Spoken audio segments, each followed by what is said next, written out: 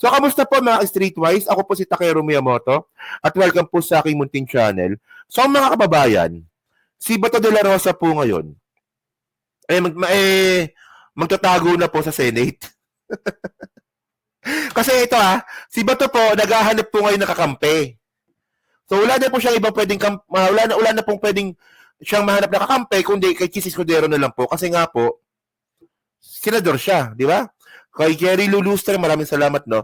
So ito may report dito So sabi dito, watch, Senator Bato de la Rosa dares former Senator Antonio Trillanes, nung last year pala ito, no, to personally handcuff him.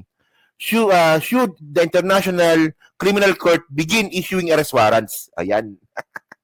So naalala nyo to, yung antapang-tapang ni Bato nung last year, ang problema po, sabi po ng PNP ngayon, pag may arrest warrant po na dumating from Interpol, uhulihin si Bato.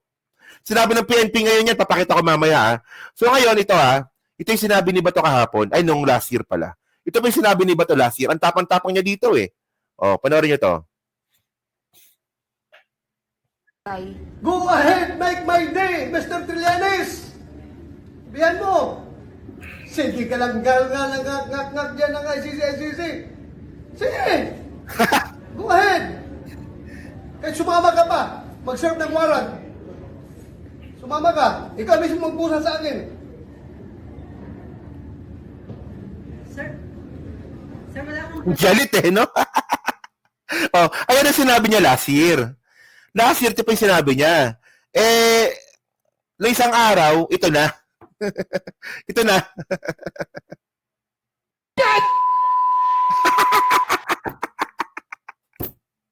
Akala ko ba magpapaposas ka? Akala ko ba magpapaposas ka? Ba't yung binibullshit mo na yung presidente ngayon?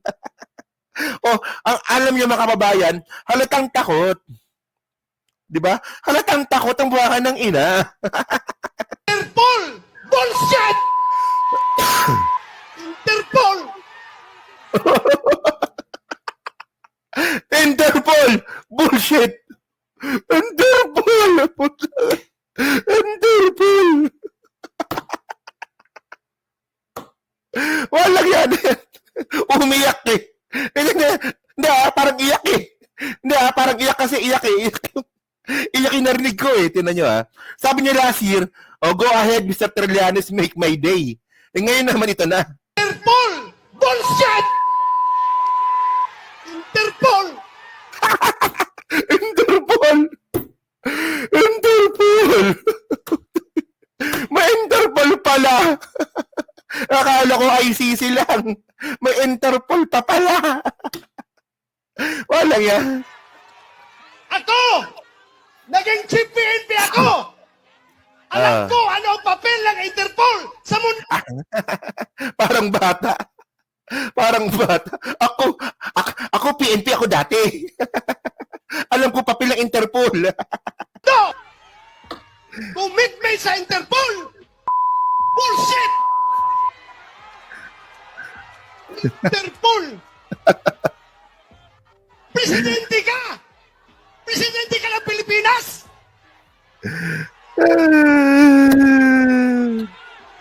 Ay, by the way, mga kababayan, okay na. At least you get the point. No? So, ito po yung kinaharap ngayon ni Bato. Okay, di ba? So, ngayon, mga kababayan, alam niyo masakit dito. Nagsalita po yung PNP. Tingnan niyo, sabi ng PNP, saan na ba yan? Ito. Sabi ng PNP ito. Saan na ba? Ito. Balita po ito kanina. Okay. Sabi ng PNP, PNP says it will assist Interpol if more ICC arrest warrants are issued. Nako, patay ka dito, Bato. Patay ka, Bato, dito.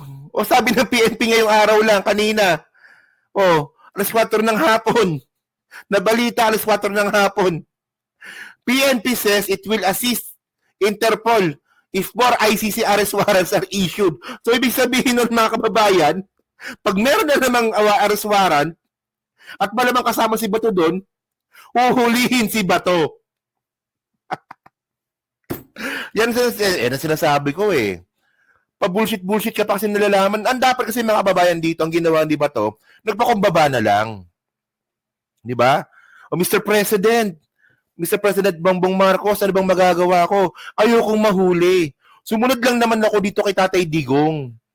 Ang problema, nagmatigas ka pa, ba't presidente ka ba? Malakas ka pa ba?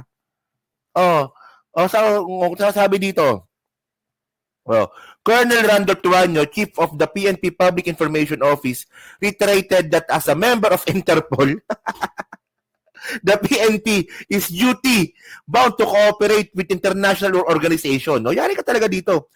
Same procedure po. Tuanyo said, ito po yung commitment natin sa Interpol.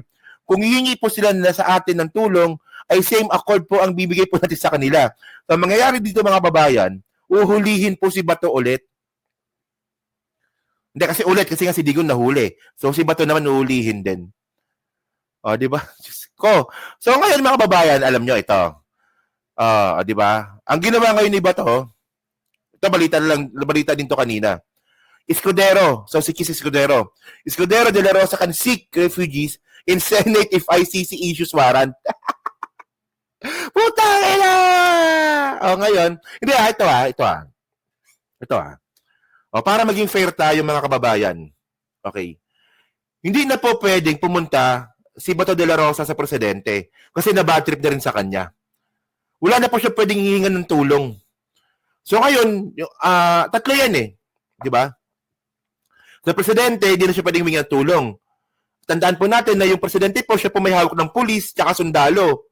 So hindi na siya pwede pumunta sa pulis.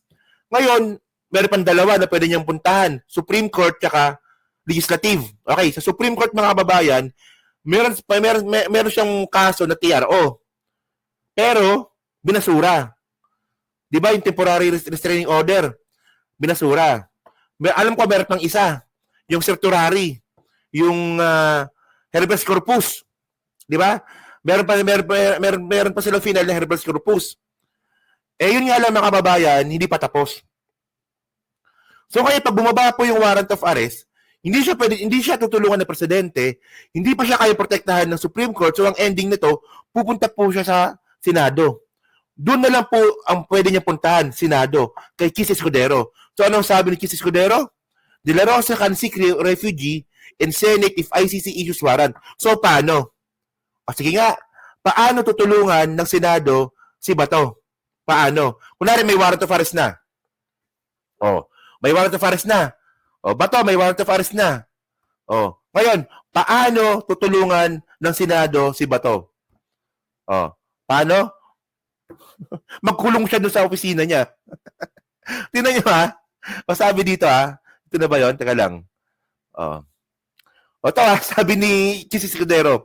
Escudero, Bato may stay in Senate until legal remedies exhausted. Isipin mo ba to?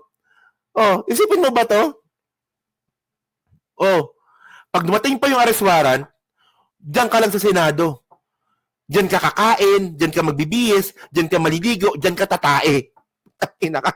Diyan ka magtatago, diyan ka matutulog. Kasi pag lumabas ka, huhulihin ka. So, anong gagawin mo? Diyan ka titira hanggat hindi nare-resolve ng Supreme Court yung kaso mo. Ang problema, habeas corpus lang yan. Yung TRO nga, hindi nga nakalusot eh. Habeas corpus pa kaya? Tingnan nyo ha. Ito sabi ni Bato eh. Si Chis mo may sabi nito. Sana ba yun? Ito. Is, papayagan nyo ba siya na mag-sanctuary dito kung meron ng warrant of arrest? I mean, kung hindi pwedeng isilbi dito, pwedeng mag-stay. Hindi para sa akin na pigilan si Senator Bato na magtungo dito. Desisyon niya yun. Pero ang hangganan siguro noon ay hanggang makakuha at klaro na kung anong magiging pasya ng korte kaugnay sa kanyang pag-avail ng kanyang judicial remedies na karapatan niya. Hindi lamang bilang senador, bilang isang ordinaryong mamamayan. Sir, so in theory, kung ako arresting officer, abang ako na lang siya sa gate ng Senado. Hindi para sa akin. So malinaw mga kababayan na mukhang ganun po talagang gagawin ni Bato. Doon po siya sa Senado titira, pansamantala. Paano mga kababayan, ang tanong dito, paano pag hindi po pumabor sa kanila yung certiorari at saka yung habeas corpus? So So, doon siya titira sa Senado. Eh, ang problema, paano pag natalo? Tandaan nyo, ha? Si Bato de la Rosa po, re-electionist. Paano pag natalo? Di ba? Paano pag natalo? Kulong ka pa rin. Bye-bye. Makikita na kayo ni Digong sa ICC. Idikta sa kanila kung anong dapat at hindi nila dapat gawin. But that is theoretically possible. Again, within the premises of the Senate, Outside the gate. labas ang Senado ron. So, ibig sabihin, kapag si Bato, lumabas po ng gate ng Senado, huhulihin. Wala yan. Para ka rin nakakulong. Wala rin. Di ba? Wala rin mangyayari sa kanya. Di ba? Para rin siya nakakulong. Isipin niyo, Bato de la Rosa, meron ka ng arrest warrant. Hindi na ako lalabas dito. Dito na lang ako. Tatawagan niya yung asawa niya. Honey, padalan mo nga ako ng damit, gamot, pagkain, tsaka diaper. Kasi dito na ako titira. Hindi ako pwede lumabas ng gate, ulihin ako. para kayo nakakulong. Tapos, kapag natalo po siya sa eleksyon, di ba? Pag natalo po siya sa eleksyon, hindi na siya senador. Pwede na siyang ulihin sa loob ng Senado. Wala ka rin pupuntahan. Baka nang ina ka. Ang tanga-tanga mo kasi. Visit na to, no? Basta pag si Bato po talaga pinag-uusapan natin, palaging nakakatawa. Hindi nga. Di ba kapag yung iba pinag-uusapan natin, nakakainis, di ba? Medyo nakaka-high blood. Pag si Bato po talaga nakakatawa. Hindi nga. Di ba? Pinagmamalaki niya na, pulis ako, pero nakakatawa ka. So, nakakaya ka. Ganun lang yun eh. Di ba? So, yun mga kababayan, no? So, kayo po, no? Ano masabi nyo nga po dito sa, di ba, na dito po sa nangyayari po kay Bato de la Rosa, na siya po, grabe naman to, na siya po ay, kapag dumabas na po yung arrest warrant niya, siya po ay uhulihin po ng polis. Dati kang PNP, hulihin ka ng polis, puta. Grabe yun. Nakakahiya yun. Di ba? So, yan, no? So, pag-comment lang po sa ba't binabasa ko pong lahat yan. At kayo po ba, pabor po ba kayo na si Bato po ay hulihin na rin po? Yan, no? So, dyan po sa Team Replay, syempre, palike po, subscribe. Kung hindi naman kalabisan, pa-share na rin po ng video po na to. So, thank you mga kababayan. And then, last topic po tayo, no?